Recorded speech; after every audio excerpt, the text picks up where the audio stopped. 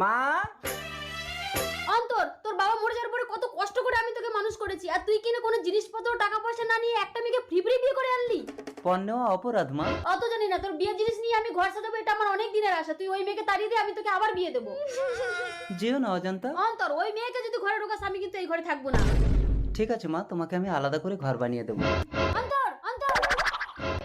ছেলে যখন ঘর থেকে বেরিয়ে যাবে আমি তখন ঘরে আগুন লাগিয়ে দেবো, তাহলে এই ডাইনিটা পুড়ে মরবে আর আমি আমার ছেলেকে আবার বিয়ে দিয়ে জিনিসপত্র টাকা পয়সা কত কিছু দেবো। কয়েকদিন পর।